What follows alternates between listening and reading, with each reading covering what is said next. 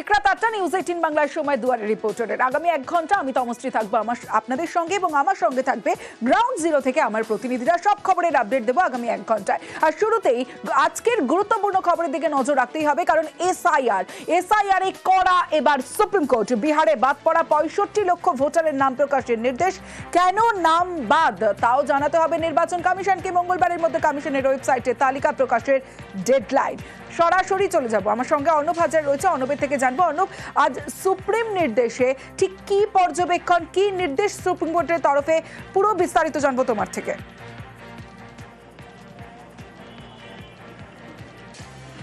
দেখো, তোমার প্রথমেই বিষয়টা বলি, ইতিমধ্যে নির্দেশের কপি, সুপ্রিম কোর্টের নির্দেশের কপি হাতে এসেছে আমাদের, এবং সেখানে একটা বিষয় খুব নির্দিষ্ট করে উল্লেখ করার মতো, সেখানে ফার্দার স্টেপস অর্থাৎ পরবর্তী এই পদক্ষেপগুলো বিহার এসআইআর এর জন্য কমিশন, নির্বাচন কমিশন করবে বলেই কিন্তু উল্লেখ করা হয়েছে।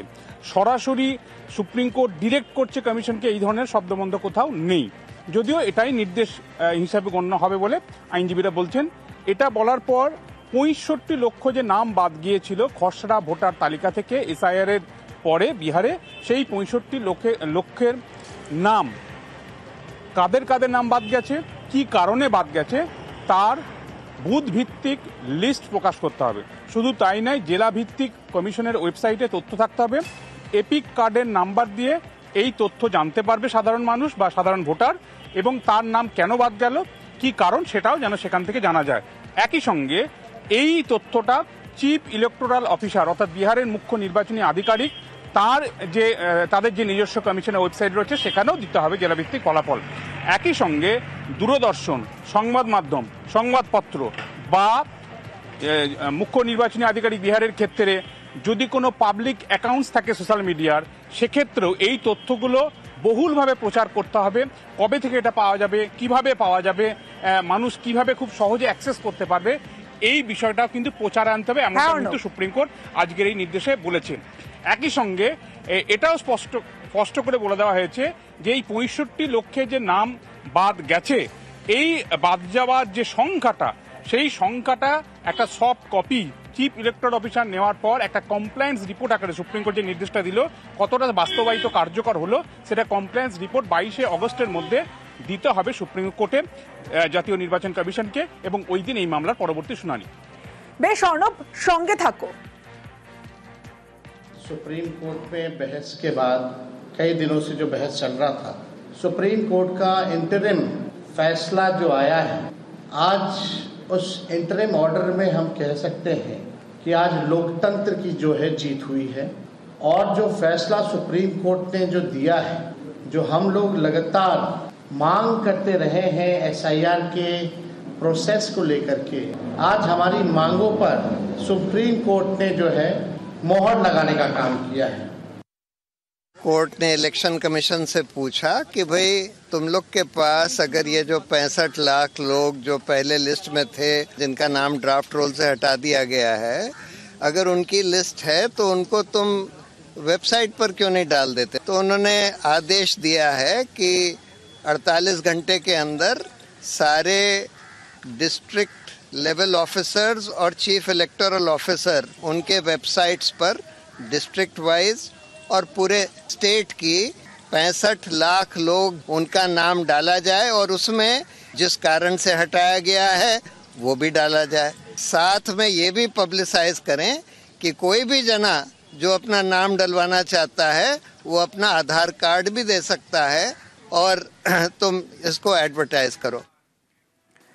স্পেশাল ইন্টেন্সিভ রিভিশন এসআইআর এ করা সুপ্রিম কোর্ট। অন্যদিকে আধারে ব্যাকফুটে কমিশন। এসআইআর এ গ্রহণযোগ্য নথি আধার কার্ড জানিয়ে দিল সুপ্রিম কোর্ট। আধার গ্রহণযোগ্যতা নিয়ে নোটিফিকেশন দিতে হবে কমিশনকে। সরাসরি চলে যাব, আমার সঙ্গে অর্ণব হাজরা রয়েছে, অর্ণবের সঙ্গে কথা বলবো। অর্ণব, তার মানে আধারেই আস্থা সুপ্রিম কোর্টের?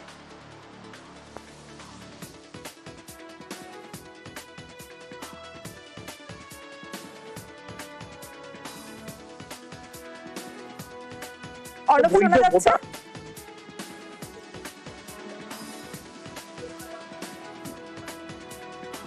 অর্ণব, আরো একবার জানতে চাইবো তোমার কাছে যে তার মানে আধারেই আস্থা সুপ্রিম কোর্টের। অর্ণব, দেখো, যে আধারকে দুচ্ছাই করে দিয়েছিল কমিশন, আধারকে গ্রহণই করছিল না কমিশনের কোন আধিকারিক বা কর্মী এই এসআইআর এর নামে, সেক্ষেত্রে আজ সুপ্রিম কোর্ট যে 65 লক্ষ নাম বাদ গেছে, এর মধ্যে কেউ যদি বৈধ ভোটার থেকে থাকেন, অর্থাৎ জীবিত কেউ মৃত বলে তার নাম বাদ দেওয়া হয়েছে, এই ধরনের যে অ্যালিগেশন গুলো আদালতের কাছে ভয়াবহ অভিযোগ আকারে এসছে, এইগুলোর ক্ষেত্রে যদি কোনো বৈধ ভোটারের নাম বাদ দিয়ে থাকে, সেই বৈধ ভোটার হিসেবে কমিশনের কাছে ক্লেম করবে, দাবি করবে সে বৈধ ভোটার, তার প্রামাণ্য নথি হিসেবে আধার কার্ড সংযুক্ত করতে পারবে বৈধ ভোটাররা, এমনটা সুপ্রিম কোর্ট পর্যবেক্ষণে এবং আজকের নির্দেশে 7 নম্বর প্যারাগ্রাফে উল্লেখ করেছে।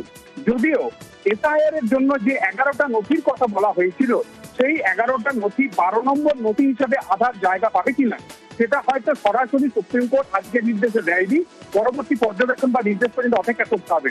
কিন্তু যে আধারকে একেবারে গুরুত্বই দিচ্ছিল না, কিন্তু সেই আধার অন্তত বৈধ ভোটারের দাবিদার হিসেবে যে কমিশনের কাছে আবেদন করবে, 65 লক্ষের মধ্যে কোনো মানুষ যদি থেকে থাকেন, সেক্ষেত্রে আধার একটা সামান্য নথি হিসেবে কাজ করবে, এমনটা জানিয়েছে সুপ্রিম কোর্ট নির্দেশে 7 নম্বর প্যারাগ্রাফে। আর এই নিয়েও বাংলায় চাপ আনুতর। খুবই তাৎপর্যপূর্ণ রায়। এই যে বিহারে এত মানুষকে বাদ দেয়া একসঙ্গে, কাদের এত বড় সংখ্যা 65 লক্ষ, কাদের নাম বাদ যাচ্ছে, নামের তালিকা প্রকাশ করতে হবে। কেন বাদ যাচ্ছে সেটা দেখাতে হবে, আধার কার্ডকে বিবেচনা করতে হবে, মান্যতা দিতে হবে। এটা তো ইতিবাচক পর্যবেক্ষণ। তাহলে তো গণতন্ত্র সুরক্ষিত থাকার একটা ইঙ্গিত থাকে। আমরা চাই জেনুইন ভোটার তারা সবাই গণতন্ত্রের উৎসবে অংশ নেবেন। কেউ যদি নিজে থেকেও নাম তুলতে চান, এটা তো কমিশনের পুরোদস্তুর দায় এবং দায়িত্ব, তার সমস্ত যে সিস্টেম এটা সেই মানুষকে জানানো। কিন্তু নাগরিকরা হয়তো সেক্ষেত্রে সবাই সবটা জানেন না, সেটা তো নির্বাচন কমিশনের ব্যর্থতা। ইলেকশন কমিশন তো বিএলওর মাধ্যমে কাজ করেছে। বিএলওদের মধ্যে 402 জনের নামে বিহারে এফআইআর হয়েছে, 52 জন জেলে গেছে। সেই কারণে ইলেকশন কমিশন চান প্রত্যেকটা স্থায়ী বাসিন্দা বা জীবিত লোকের নাম ভোটার লিস্টে থাকুক। তাই এই তালিকাটা ড্রাফট তালিকা। যারা চিল্লাচ্ছে তারা যদি 6 নম্বর ফর্মে আপত্তি দিয়ে দেন নাম অন্তর্ভুক্ত করার, সমাধান হয়ে যাবে। আমরাও দাবি করি যে প্রত্যেকটা জেনুইন ভোটার তার নাম থাকা উচিত। তৃণমূল চায় না মৃত ভোটারের নাম বাদ যাক, তৃণমূল চায় রোহিঙ্গাদের নাম রাখতে, তৃণমূল চায় বাংলাদেশি মুসলমানদের নাম রাখতে। পুজোর আগে নতুন 3 রুটে মেট্রো 22 আগস্ট উদ্বোধন করবেন প্রধানমন্ত্রী নরেন্দ্র মোদী। একাধিক রুটে মেট্রো, 3টি রুট, শিয়ালদা এসপ্ল্যানেড, বেলেঘাটা রুবি, নোয়াপাড়া বিমানবন্দর রুটেও নতুন মেট্রো। সরাসরি চলে যাব, আবির ঘোষাল রয়েছে আমার সঙ্গে। আবির, একটা বিষয়, পুজোর আগে এই মেট্রো উদ্বোধনের ফলে যারা পুজোর সময় ঠাকুর দেখতে বেরোবেন, কোন কোন রুটে কি কি সুবিধা রয়েছে সাধারণের জন্য?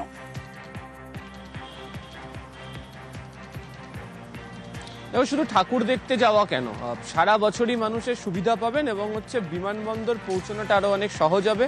সল্টলেক পৌঁছানো শহর হবে এক মেট্রো পথে। হাওড়া এবং শিয়ালদার মতো দুটো অত্যন্ত বড় গুরুত্বপূর্ণ রেলওয়ে স্টেশনকে সংযুক্ত করে ফেলতে পারা যাবে। একটা সময় যখন কলকাতা শহরে জমি সমস্যা নিয়ে মেট্রোর প্রকল্প নিয়ে আলোচনা হয়েছে, আদালত পর্যন্ত মামলা গড়িয়েছিল, তখন মনে আছে যে আদালতে বিচারপতি নাজিরা পাথারিয়া তিনি উল্লেখ করেছিলেন যে পিকাডেলি সার্কাস এসপ্ল্যানেড সেটি কি তাহলে গড়ে উঠবে। এই 22 তারিখেই এই প্রকল্পগুলো উদ্বোধন হয়ে গেলে এসপ্ল্যানেড পিকাডেলি সার্কাসের মতোই হয়ে যাবে। তার কারণ গ্রিন লাইনের হাওড়া ময়দান থেকে যেটি সল্টলেক পর্যন্ত যাবে তার অত্যন্ত গুরুত্বপূর্ণ স্টেশন হবে হচ্ছে এসপ্ল্যানেড। আবার ব্লু লাইনের ক্ষেত্রে সেটা অত্যন্ত গুরুত্বপূর্ণ স্টেশন হবে। আবার এই এসপ্ল্যানেডে কিছুদিনের মধ্যেই হচ্ছে জোকা থেকে মাঝেরহাট হয়ে যে মেট্রো যাওয়ার কথা হচ্ছে প্রিন্সেপ ঘাট পর্যন্ত, সেটিও এসপ্ল্যানেডে গিয়ে পৌঁছবে, ফলে তার গুরুত্ব বাড়বে।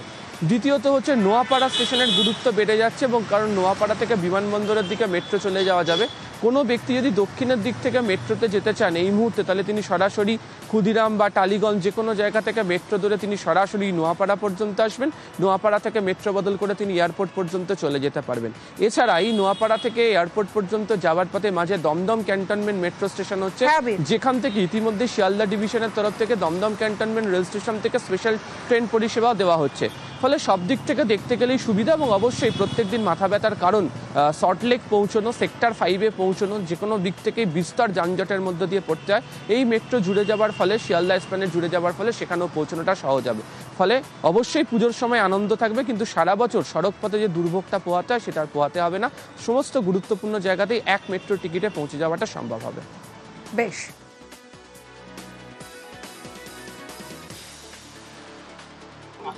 মাননীয় প্রধানমন্ত্রী আসবেন, আপনারা জানেন সেই মাননীয় প্রধানমন্ত্রী মেট্রো বেশ কিছু প্রকল্প তার উদ্বোধন করবেন। মাননীয় রেলমন্ত্রী চিঠি দিয়ে জানিয়েছে। আজকে আমাকেও যে বিপুল সংখ্যায় যে নিয়োগ মানে ইনভেস্টমেন্ট হয়েছে রেলওয়েতে, সেটা নরেন্দ্র মোদী সরকারের সময় হয়েছে এবং সেই তার ফল আস্তে আস্তে আমরা এক এক করে পেতে শুরু করেছি এবং মেট্রোরও এই ধরনের বড় একটা প্রকল্প আপনারা জানেন, সেই প্রকল্পের উদ্বোধন হতে চলেছে। বিচার প্রক্রিয়া শুরু 7 মাস, 7 মাসেই সাজা ঘোষণা। স্ত্রীকে খুনে যাবজ্জীবন স্বামীর। আরো একবার জানাই, বিচার প্রক্রিয়া শুরু 7 মাসে সাজা, স্ত্রীকে খুনে যাবজ্জীবন স্বামীর। ঠিক কোন ঘটনায় এই সাজা ঘোষণা করা হয়েছে জানবো। সরাসরি চলে যাব, রঞ্জিত রয়েছে আমার সঙ্গে। রঞ্জিত,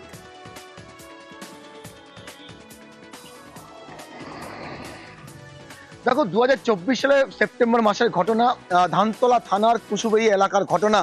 সেখানে স্বামী নির্মল দত্ত তার স্ত্রী সুচিত্রা দত্তকে ঘরে ঢুকে এলো পাতারি ধারালো অস্ত্র দিয়ে কোপায় এবং তার হাসপাতালে নিয়ে গিয়ে চিকিৎসক মৃত বলে ঘোষণা করে। এই ঘটনার সূত্রপাত হয়েছিল বছর 3 আগে থেকে, কারণ বিবাহিত জীবনের ঘটনার 3 বছর আগে থেকে তাদের সম্পর্কে টানাপোড়েন শুরু হয় এবং যেটা জানতে পারা গিয়েছিল সেই সময় যে স্ত্রী বিবাহ বিচ্ছেদের মামলাও পর্যন্ত রানাঘাট কোর্টে করেছিলেন, কিন্তু স্বামী কিন্তু সেটা মানতে নারাজ ছিলেন এবং স্ত্রী আলাদা তার শিশুকে নিয়ে থাকতেন এবং ঘরে ঢুকে একা পেয়ে তাকে এলোপাতাড়ি কোপায় এবং তার মৃত্যু হয়, তাকে খুন করা হয়। এই অভিযোগে মৃতের স্ত্রীর বাবা তিনি থানা অভিযোগ জানালে নির্মল দত্ত স্বামী নির্মল দত্তকে গ্রেপ্তার করে ধানতলা থানার পুলিশ এবং গ্রেপ্তারের পর থেকে 7 মাসের মধ্যে এই বিচার প্রক্রিয়া সম্পন্ন হয় এবং চার্জ ঘটনায় 7 মাসের মধ্যে 21 জন সাক্ষী সাক্ষ্য গ্রহণ করে রানাঘাট ফাস্ট ট্র্যাক কোর্ট এবং সেই সাক্ষ্যদানের পরেই কিন্তু তাকে দোষী সাব্যস্ত করা এবং তাকে যাবজ্জীবন কারাদণ্ডের নির্দেশ দেয় রানাঘাট ফাস্ট ট্র্যাক কোর্ট। এবং জানি নাকি এই ঘটনার একেবারে শুরু থেকেই পুলিশ তৎপর ছিল এবং সমগ্র সাক্ষ্য প্রমাণ সবকিছু কিন্তু আদালতে পেশ করেছিল। তারপরেই কিন্তু এই রায় আদালত দেয় এবং যাবজ্জীবন কারাদণ্ডের নির্দেশ দেয় নির্মল দত্তকে এবং তিনি পেশায় হাতুড়ে চিকিৎসক ছিলেন এবং তার স্ত্রীর সাথে তার বনিমানা হচ্ছিল না। স্ত্রী তার থেকে বিবাহ বিচ্ছেদ চেয়েছিলেন কিন্তু সে মানতে নারাজ ছিল। তারপরে তাকে খুন করা, স্ত্রীকে খুন করে এবং সেই ঘটনার বিচার প্রক্রিয়া 7 মাসে বা সাজা ঘোষণা করা হলো। বেশ, রঞ্জিত। জগদীশ বিশ্বাস ধানতলা থানায় একটা কমপ্লেন করেছিল যে তার মেয়ে সুচিত্রা দত্ত, যার বয়স ছিল 26 বছর, এই সুচিত্রা দত্তকে তার স্বামী 1/9/2024 অত্যন্ত নির্মম, অমানবিক, নৃশংসভাবে তাকে কুপিয়ে খুন করে। এই কেসের চার্জ ফ্রেম হয়েছে 6/1/25-এ। 7 মাসের মধ্যে 21টা সাক্ষী এক্সামিন হয়েছে। Being satisfied learned FTC court এই কেসে আজকে সাজা ঘোষণা করেছেন এবং লাইফ ইমপ্রিজনমেন্ট দিয়েছেন টিল ডেথ। দুয়ারে রিপোর্টের এবার দেখাবো রাস্তা আটকে তৃণমূলের অস্থায়ী অফিস। বিজেপি কর্মীর বাড়ির সামনে রাস্তায় বেড়া, জল ও নিকাশি নালা আটকে দেওয়ার অভিযোগ রয়েছে, কিন্তু কি কারণ, কোথাকার ঘটনা জানবো। হাসনাবাদের ঘটনা। আমার সঙ্গে জিয়াউল আলম রয়েছে। জিয়াউল, ঠিক কি অভিযোগ এবং যার বিরুদ্ধে এই অভিযোগ তাদের কি বক্তব্য? দেখো, হাসনাবাদ গ্রাম পঞ্চায়েতের খাপুকুর এলাকা 24 নম্বর বুথে, সেখানে পঞ্চায়েত সদস্য সচিন দাস তার বাড়ির সামনে দেখা যাচ্ছে যে রাস্তা আটকে দিলেন, জলের লাইন আটকে দিলেন এবং যে নিকাশি নালা সেগুলো আটকে দিলেন। দিয়ে কি হলেন, সেখানে একটি অস্থায়ী পার্টি অফিস করলেন, তিরপল দিয়ে অস্থায়ী পার্টি অফিস করলেন। কেন করলেন? এই সচিন দাস পঞ্চায়েত সদস্য, তিনি এলাকার মানুষের সঙ্গে ঠিক মতন মেশেন না, এলাকার সমস্যাটা তিনি শোনেন না এবং যা কিছু হোক তিনি থানায় গিয়ে দ্বারস্থ হন। ফলে তার জন্যই এলাকার তৃণমূল কর্মী সমর্থকরা তার বাড়ির সামনে রাস্তা আটকে বেড়া দিয়ে সেখান থেকে আটকে দিলেন এবং তার ফলে চরম সমস্যা। তার কারণ জল এবং বাড়ির বেরোনোর রাস্তা সবটাই বন্ধ করে দেওয়া হলো এই অস্থায়ী পার্টি অফিস করার জন্য। কিন্তু অর্থাৎ এই সচিন দাসের পরিবারের অভিযোগ, তারা শুধুমাত্র এই রাস্তা দিয়ে প্রায় 150 বছর ধরে সেখান থেকে যাতায়াত করছে। হঠাৎ সেই রাস্তা দখল করতে এসেছিল এবং শুধুমাত্র এলাকার মানুষের নাকি কথা শুনছেন না, তার জন্যই তারা রাস্তা বন্ধ করে দিলেন। বলে জানি ইতিমধ্যে রাজনৈতিক তরজা শুরু হচ্ছে এবং সবটাই শাসক দলের দিকে অভিযোগ তুলছে এলাকার মানুষজন এবং এই সচিন দাসের পরিবার কিন্তু এই অভিযোগ অস্বীকার করে বলছেন যে অভিযোগ পাল্টা অভিযোগ রয়েছে, রাজনৈতিক তরজাও তুঙ্গে। আমরা তো এই রাস্তাটাই 100 বছরের উপরে বাস করি, আমাদের পূর্বপুরুষের রাস্তা। এখন আমরা বিজেপি করি, তার জন্যে টিএমসির কিছু হচ্ছে গিয়ে ছেড়ে বিলে এসে এইখানে আটকে দেয়। এখন ওরা মাপযুগ হওয়ার সঙ্গে সঙ্গে ওরা হচ্ছে গিয়ে কাঁটা দিয়ে দিয়েছে। অরিজিনাল জাল রায়ত সম্পত্তি সন্ন্যাসী মণ্ডল, সে এখন মৃত, তার ছেলে হৃষিকেশ মণ্ডল সেই জায়গাটা পেয়েছে। আমাদের কোনো আনলিগাল জমি না, ভেস্টেড জমি না, সরকারি কোনো ল্যান্ড না, এটা হচ্ছে রায়ত সম্পত্তি। সেই রায়ত সম্পত্তির ওপর আমরা টিএমসির এখানে পার্টি অফিস করব। যে জায়গা দান করেছে আমাদের পার্টি অফিস হচ্ছে এবং পার্টি অফিস হবে। মেলা ঠেলায় বন্ধ রাজ্য সড়ক। ঝাড়গ্রামে 5 নম্বর রাজ্য সড়ক দখল করে মেলা। আর এই মেলা 1-2 দিনের মেলা নয়, এই মেলা 1 মাস ধরে রাজ্য সড়ক আটকে মেলার অভিযোগ। আর যার ফলে রাস্তায় জ্যামজট, অ্যাম্বুলেন্স পর্যন্ত যেতে নাভিশ্বাস হচ্ছে। এই যে অ্যাম্বুলেন্স যায়, সন্ধ্যাবেলা কি অ্যাম্বুলেন্স যেতে পারে রাজ্য সড়কের উপর দিয়ে? না, ওইখানে শ্রাবণী মেলা চলছে তো ওই জন্য ওইখানে ব্যারিকেড দেওয়া থাকে, আপনাকে সাইড। এই মেলাগুলো করেছে এসডিও বিডিও সব, মানে পয়সা খেয়ে মেলাগুলো করেছে। রোড সাইডে কেউ মেলা করে তো সেক্ষেত্রে কি সমস্যা কি হয়? সমস্যা কি? সমস্যা বহুত রকম সমস্যা। এই হাই রোডে মানে একটাই রাস্তা ঝাড়গ্রামে, আর কোন রাস্তা আছে? রাজু রয়েছে আমার সঙ্গে। রাজু, এই মেলার আয়োজন কারা করেন? আর এই যে সমস্যা হচ্ছে 1 মাস ধরে, স্থানীয় মানুষজন সরব হয়েছে, প্রশাসন কি ব্যবস্থা নিল? দেখো, মূলত এই খবর আমরা সকালে সম্প্রচার করার পরেই নড়ে চড়ে বসে প্রশাসন, এবং তারপরেই এই মেলার যে পথ যেটা রয়েছে রাজ্য সড়ক, সেই রাজ্য সড়ক খুলে ফেলা হয় এবং তারপর এই রাস্তা দিয়ে যাতায়াত করছে বিভিন্ন অ্যাম্বুলেন্স থেকে নিত্যযাত্রী বাস এবং অন্যান্য গাড়িগুলো। মূলত প্রশ্ন একটা জায়গায়, এখানে যে স্থানীয় এই যে ক্লাবটি রয়েছে, যে ক্লাব এই মেলার আয়োজন করে, দীর্ঘদিন ধরে তারা এই মেলার আয়োজন করে আসছেন, কিন্তু সেটা ছিল মাত্র 1 সপ্তাহের জন্য মেলা ছিল। সেই মেলা আজ বেড়ে দাঁড়িয়েছে 1 মাসে, আবার সেটা হয়তো বেড়ে দাঁড়াচ্ছে কখনো 1.5 মাস 2 মাস। কারণ মেলা ভেঙে যাবার পরেও মেলার যে বিভিন্ন দোকানপাট, সেই দোকানপাট কিন্তু রাজ্য সড়কের উপরেই থাকছে, যার ফলে যানজট সৃষ্টি হচ্ছে। প্রতিনিয়ত দেখা যায় যে নিত্যযাত্রী থেকে অ্যাম্বুলেন্স পরিষেবা, যে অ্যাম্বুলেন্সে বিভিন্ন রুগীদেরকে নিয়ে আসা হয় দূর দূরান্ত থেকে, সেই ক্ষেত্রে এই রুগীদেরকে যে সময়ে পৌঁছাবার কথা সেই সময়ে তারা একেবারে, অর্থাৎ একটা বাজে পরিস্থিতির সৃষ্টি হচ্ছে এই মেলার কারণে। তো মেলা যেটা চলছে সেটা মেলাটাকে তো পৌরসভা পারমিশন দিয়েছে, পৌরসভা আরো ভালো করতে পারবে। আর যেটা হচ্ছে এবারে আমরা তো তাহলেও গতবারের তুলনায় এবারে যদি আপনারা দেখেন তাহলে অনেকটাকে আমরা ভিতরে ঠেলেছি। আগে এর থেকে বেশি রাস্তাটা বন্ধ থাকতো, এবার আমরা পুরোটাকে ফেলেছি। আরবিএম স্কুলের গেটটাও নিয়ে যে অভিযোগ ছিল সেটাকে আমরা পুরো কেটে ফেলেছি। অনমের অভিযোগ, আর সেই অভিযোগে প্যাথল্যাব সেল। মালদার গাজলে জেলা স্বাস্থ্য দপ্তরের অভিযান, বেসরকারি প্যাথোলজিক্যাল ল্যাব ডায়াগনস্টিক সেন্টারে হানা। আর তারপর কোন কোন বিষয় ক্ষতি দেখা হলো, তারপর কি হলো জানবো। আমার সঙ্গে সেবক রয়েছে। সেবক,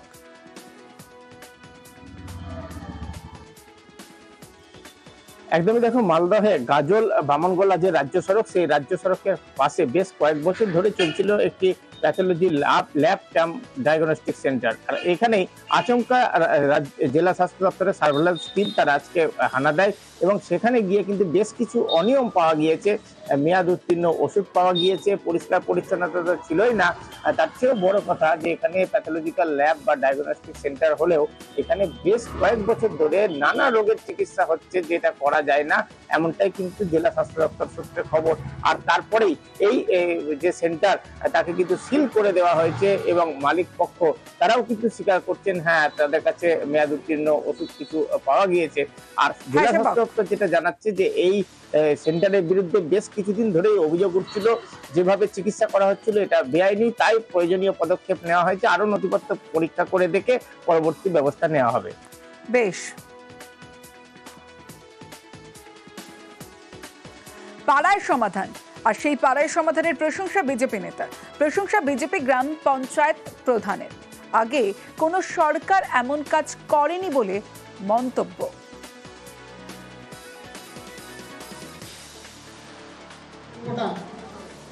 আমরা এই পঞ্চায়েতে বসবাস করি এবং প্রতিটা বুথে যাতে অবশ্যই এই খবরের দিকে নজর রাখবো। তার আগে অনিয়মের অভিযোগে বন্ধ ডায়াগনস্টিক সেন্টার। নন্দীগ্রাম স্বাস্থ্য জেলায় ফের ডায়াগনস্টিক সেন্টার বন্ধের নোটিশ। কি কারণে এই নোটিশ দেওয়া হলো অবশ্যই জানবো। আমার সঙ্গে সুজিত ভৌমিক রয়েছে, সুজিতের সঙ্গে কথা বলবো। সুজিত, অনিয়মের অভিযোগ রয়েছে, ঠিক কি অভিযোগ, কি কারণে এই নোটিশ দেওয়া হলো?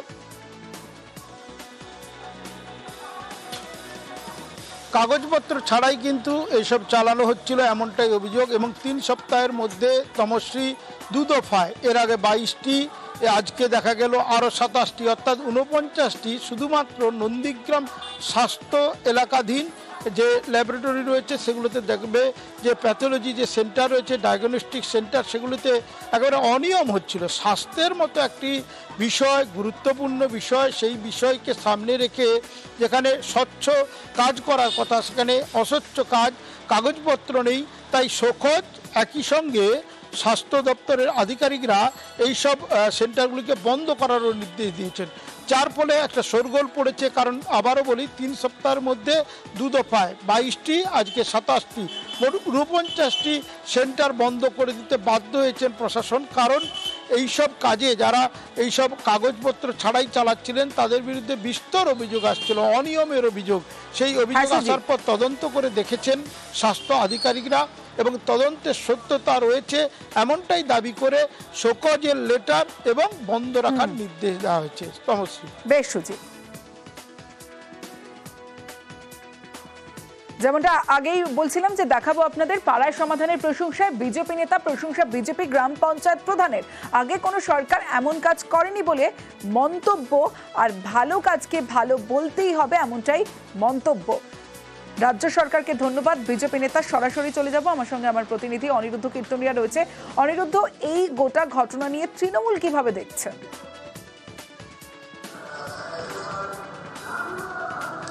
দেখো তমশ্রী, উত্তর 24 পরগনার বাগদা ব্লকের কনিয়ারা 1 নম্বর গ্রাম পঞ্চায়েতে বিজেপির দখলে, এবং এই গ্রাম পঞ্চায়েতের প্রধান গতকাল করঙ্গতে একটি পাড়ায় সমাধান ক্যাম্পে উপস্থিত হয় এবং আমার পাড়া আমার সমাধান এই প্রকল্পে সাধারণ মানুষের কাছে যে পাড়ায় যে সমস্ত সমস্যা রয়েছে সেই সমস্যার সমাধান হচ্ছে, সেই জন্য কিন্তু তিনি রীতিমতন প্রশংসা জানিয়েছেন এই প্রকল্পকে এবং রাজ্যের মুখ্যমন্ত্রী মমতা বন্দ্যোপাধ্যায়কে ধন্যবাদ জানিয়েছে। এর আগে এই কাজ কোনো সরকার করেনি, তেমনই কিন্তু দাবিও করেছেন এই বিজেপি নেতা। জানিয়ে বিজেপির তরফ থেকে জানানো হয়েছে যে কী প্রেক্ষিতে এই প্রধান এরকম তৃণমূল কংগ্রেসের নেত্রী মমতা বন্দ্যোপাধ্যায় বা রাজ্য সরকারের মাননীয় মুখ্যমন্ত্রীকে তিনি ধন্যবাদ জানিয়েছেন সেটা দেখতে হবে, তারা খতিয়ে দেখছে। অন্যদিকে প্রধানের এই যে ধন্যবাদ জানানো বা প্রধানের প্রশংসা, এটা নিয়ে রীতিমতন তৃণমূল কংগ্রেস কিন্তু উচ্ছ্বাসিত বলা যেতে পারে। তৃণমূল কংগ্রেসের বনগাঁ জেলা তৃণমূল সভাপতি বিশ্বজিৎ দাস জানিয়েছেন যে অনেক ভালো মানুষ বিজেপিতে আছে, তার মধ্যে সমীরও একজন। তিনি প্রধান হিসাবে অন্তর থেকে এই ধন্যবাদ জানিয়েছেন, তার অন্তরের কথাটাই তিনি বলেছেন। এবার একটা ছবি দেখাই আপনাদের, ছবিটা প্রথমে দেখুন তাহলেই বুঝতে পারবেন। যে ছবি আপনারা দেখছেন দেখে বোঝার উপায় নেই যে চাষের ক্ষেত নাকি এটা কোনো স্কুলের মাঠের ছবি দেখছেন। আর স্কুলের সামনে জল ভোগান্তির প্রতিবাদে রীতিমতো উত্তেজনা, মাটি ফেলে ভরাট করা হয়েছে, অস্থায়ী রাস্তা করা হয়েছে, কিন্তু অভিভাবকদের আন্দোলন আর সেই আন্দোলনের পর পদক্ষেপ প্রশাসনের। আমার সঙ্গে আমার প্রতিনিধি রয়েছে, শান্তনুর সঙ্গে কথা বলবো। শান্তনু, সত্যি ছবিটা দেখলেই তো বোঝা যাচ্ছিল কি পরিস্থিতি ছিল। আন্দোলনের পর প্রশাসনের পদক্ষেপ, কেন এটা আগে হলো না? দেখো, এইটাই কিন্তু মূল প্রশ্ন কিন্তু এলাকার বাসিন্দা, বিশেষ করে অভিভাবকদের। তাদের বক্তব্য, তারা দীর্ঘদিন থেকে কয়েক বছর ধরে কিন্তু এই সমস্যার কথা প্রশাসনকে জানিয়ে আসছিলেন, স্কুল শিক্ষা দপ্তরকে জানাচ্ছিলেন। তাদের একটাই বক্তব্য ছিল যে শতাধিক ছাত্রছাত্রী এলাকার পড়াশোনা করে স্কুলে, কিন্তু বর্ষা এলেই কিন্তু জল ভেঙে স্কুলে যেতে হয় তাদের। অনেকেরই জ্বর, সর্দি এবং বিভিন্ন রোগ দেখা দেয়। সেই কারণে কিন্তু তারা প্রতি বছর বলে আসছিলেন যে বর্ষার আগে যাতে স্কুলে একটি রাস্তা তৈরি করে দেওয়া হয়, কিন্তু সেই দাবি মানা হচ্ছিল না। সেই কারণেই কিন্তু এইবার বিশেষ করে বর্ষার সময় তারা কিন্তু একাধিকবার সেই আবেদন জানান, কিন্তু সেই আবেদনের কাজ না হয় কিন্তু গতকাল আমরা দেখেছিলাম স্কুলের দরজায় তালা ঝুলিয়ে আন্দোলন শুরু করে। সেই আন্দোলন আবার দু রকমের হয়ে যায়। দেখা যায় এক অংশ বলছিলেন যে দরজায় তালা লাগানো ঠিক হয়নি, আর এক অংশ বলছিলেন ঠিক হয়েছে। নিজেদের মধ্যে মারামারিও হয়। তারপরে কিন্তু প্রশাসন হস্তক্ষেপ করে এবং সেই হস্তক্ষেপের ফলে যেটা দেখা গেল, গতকাল রাত থেকেই কিন্তু পদক্ষেপ শুরু হয়েছে। রাত থেকেই কিন্তু মাটি ফেলা শুরু হয়েছে স্কুলে, এবং আজ সকালের মধ্যে একটা অস্থায়ী রাস্তা তৈরি হয়ে গেছে। সেই রাস্তা দিয়ে আজকে স্কুলে যাতায়াত করেছেন সেখানকার ছেলেমেয়েরা, এবং আগামীতে সেই রাস্তাটিকে সম্পূর্ণ তৈরি করে দেওয়ারও আশ্বাস দিয়েছে প্রশাসন। সেই প্রক্রিয়াও কিন্তু বলা যেতে পারে শুরু হয়েছে। আগামী সোমবারের মধ্যে স্কুলের যে রাস্তা পুরোপুরিভাবে তৈরি হয়ে যাবে। সমস্যার সমাধান হলো শান্তনু, আমরাও খবর দেখাচ্ছি, সমস্যাও সমাধান। এবার ভূতনির ছবি দেখাবো, কারণ বুক কাঁপছে ভূতনির। মালদার ভূতনিতে প্লাবন পরিস্থিতির আরও অবনতি হয়েছে। বাঁধ ভেঙে ভাসছে ভূতনির একাধিক গ্রাম। কাটা বাঁধের অংশ দিয়ে হু হু করে জল ঢুকছে গ্রামে। কিন্তু তারপর এবার এখানকার মানুষজনের কি পরিস্থিতি, কি বলছেন তারা জানবো, এবং কি ব্যবস্থা নেওয়া হচ্ছে সেবকের থেকে জানবো। সেবক রয়েছে আমার সঙ্গে। সেবক, কি ব্যবস্থা নেওয়া হচ্ছে, কি পরিস্থিতি এই মুহূর্তে সেখানে, এবং প্রশাসন কি ব্যবস্থা নিচ্ছে?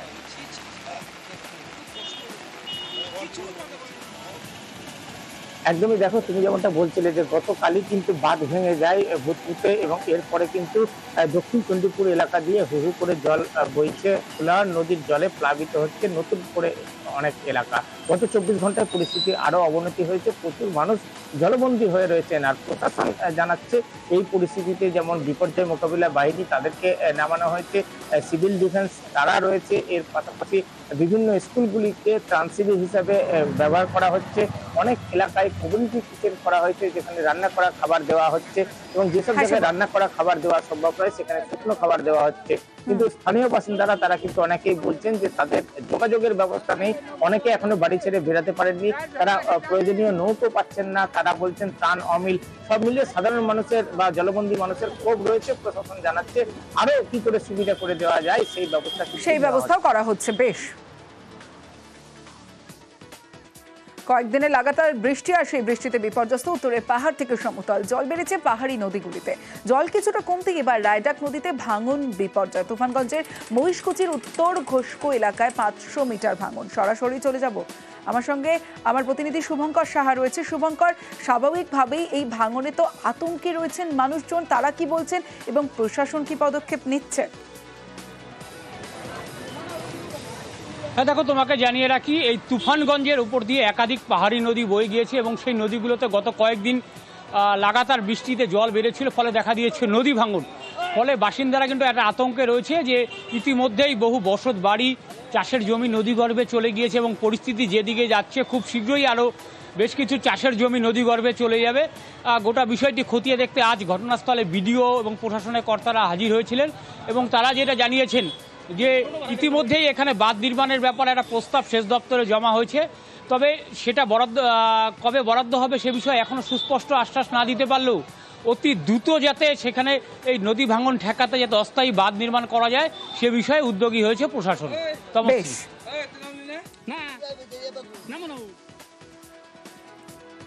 এবার দেখো, গঙ্গায় জল বেড়ে প্লাবিত কালিয়াচক 3 ব্লকের বিস্তীর্ণ এলাকা। বীরনগরের 10 থেকে 12টি গ্রাম জলমগ্ন। দেখতেই পাচ্ছেন কি পরিস্থিতি সেখানে। বিভিন্ন স্কুলে আশ্রয় নিয়েছে বহু পরিবার। সরাসরি চলে যাব, আমার সঙ্গে সেবক রয়েছে। সেবক, যা জলের ছবি, এই জল নামতে তো অনেকটা দিন সময় লেগে যাবে।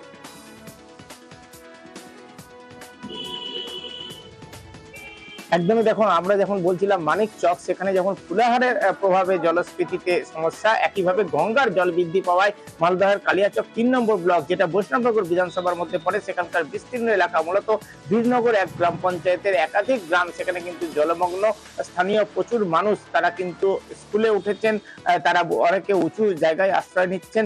সব মিলিয়ে বেশ কয়েক হাজার মানুষ এখানে কিন্তু জলবন্দী অবস্থার মধ্যে রয়েছেন। তারা কিন্তু বলছেন যে প্রয়োজনীয় ত্রাণ নেই, অনেকে নিজেরাই নিজেদের উদ্যোগে ছোট নৌকোর ব্যবস্থা করেছেন পারাপার বা যোগাযোগ ব্যবস্থা স্থাপন করার জন্য।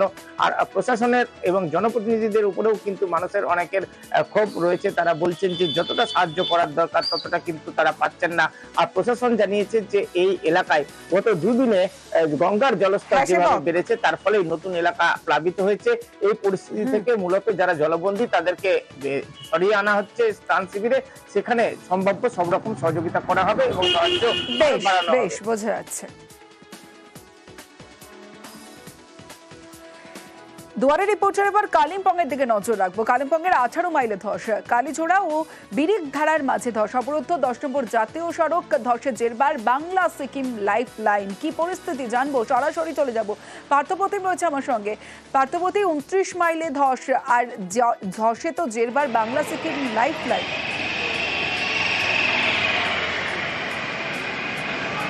একেবারে তাই, দেখো একদম কার্যত ধসে কিন্তু পুরোপুরি বিধ্বস্ত 10 নম্বর জাতীয় সড়ক অর্থাৎ বাংলা সিকিম লাইফ লাইন। একাধিক জায়গায় ধস, সেই নতুন করে আবারও ধস নামে 18 মাইলে। বিরিকধারা এবং কালীঝোড়ার মাঝখানে 18 মাইলে ধস নামে নতুন করে, এবং সেই ধস পারাপাড়ার সময় কিন্তু এক শ্রমিক পা পিছলে পড়ে যায় তিস্তায় এবং তাকে কিন্তু উদ্ধার করে হচ্ছে স্থানীয় প্রশাসন, যদিও তার আঘাত গুরুতর নয় এমনটা জানতে পারছে। অন্যদিকে 29 মাইল, সেই 29 মাইলে কিন্তু জাতীয় সড়ক নিশ্চিহ্নই বলা যেতে পারে, একেবারে নিশ্চিহ্ন হয়ে গেছে। প্রথম দিকে প্রায় 70% ধসে গিয়েছিল এবং গতকাল বাকি অংশ কিন্তু ধসে যায়। ফলে পুরো জাতীয় সড়ক কিন্তু এখন যান চলাচলের বন্ধ রেখেছে। NHAI ডিএসএল কর্তৃপক্ষ যেটা জানাচ্ছে যে আগামীকাল সন্ধ্যে 6টার সময় জাতীয় সড়ক স্বাভাবিক হতে পারে, কিন্তু নতুন করে আবার 18 মাইলে 10 কিংবা 29 মাইলে 10ও কিন্তু এখনো পুরোপুরি সংস্কার করা হয়নি। স্বাভাবিকভাবেই সেই জাতীয় সড়ক কবে খুলবে তা নিয়ে কিন্তু অবশ্যই একটা বড় প্রশ্ন। এবং অন্যদিকে ঘুরপথেই কিন্তু শিলিগুড়ির সঙ্গে কালিম্পং এবং সিকিমে যোগাযোগ করছে গাড়িগুলো। বেশ, এবার একটা ছবি দেখাবো আপনাদের, ঝুঁকির পারাপার। স্কুলে যেতে হবে কিন্তু ঝুঁকির পারাপার। যে ছবি আপনারা দেখছেন, ঘিস বনবস্তি কালিম্পংয়ের গরুবাথানের পোখরিবং গ্রাম। এই বনবস্তির পড়ুয়াদের স্কুল যেতে ঝুঁকির পারাপার। মাঝে দুটি পাহাড়ি নদী, একটি ঘিস, অন্যটির নাম লইতি। আর অবিরাম বৃষ্টি, জলস্তর বেড়েছে, আর এভাবেই স্কুলে যেতে দেখা গেল। আর যে ছবি আপনারা দেখছেন, একে অপরের হাত ধরে একসঙ্গে পারাপার। এবং আপনাদের মনে করিয়ে দেব, গত বছরে হরপাবানে এই নদীতেই আটকে পড়েছিল স্কুল গাড়ি এবং প্রাণে বেঁচে ছিল পড়ুয়ারা। বছর ঘুরলেও ছবি বদলায়নি। এভাবেই ঝুঁকির পারাপার যে ছবি দেখছেন।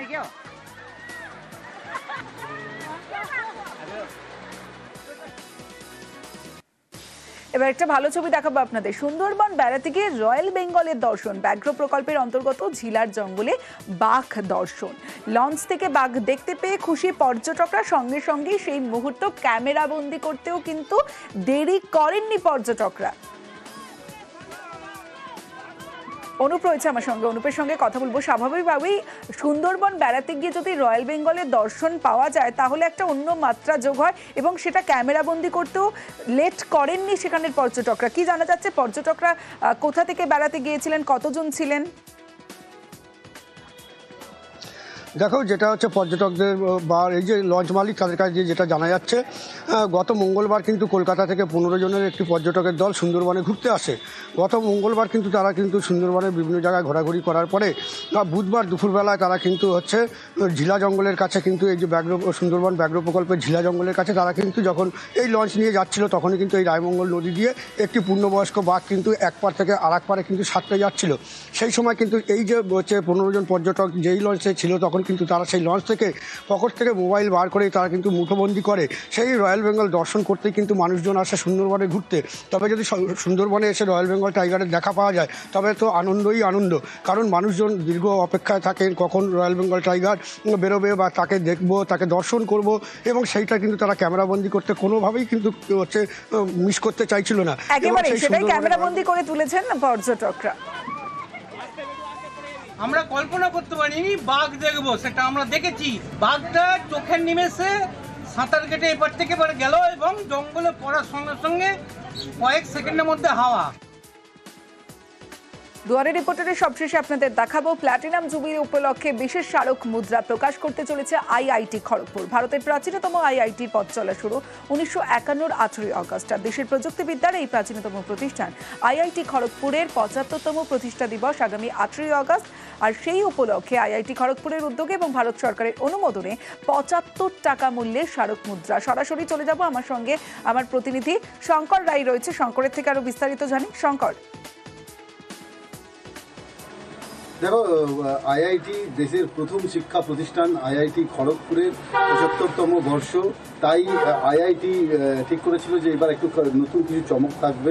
কিন্তু এত ছাত্র মৃত্যুর পর তারা যে এই যে 75তম বর্ষ তাতে নতুন যেটা করছে যে নতুন 75 টাকার একটা নতুন মুদ্রার স্মারকের উন্মোচন করবেন বলে তিনি জানিয়েছেন।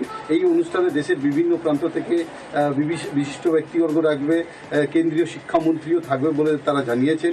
যাকে ঘিরে একেবারে আইআইটিতে ইতিমধ্যেই বলা যায় যে জোর তুঙ্গে শুরু হয়েছে। তার কারণ হচ্ছে তার প্রস্তুতি, আর কিছু দিনের পরে, দুদিন পরেই এই অনুষ্ঠান, আর যাকে ঘিরে আইআইটিতে এখন সেজে রব করা যায়।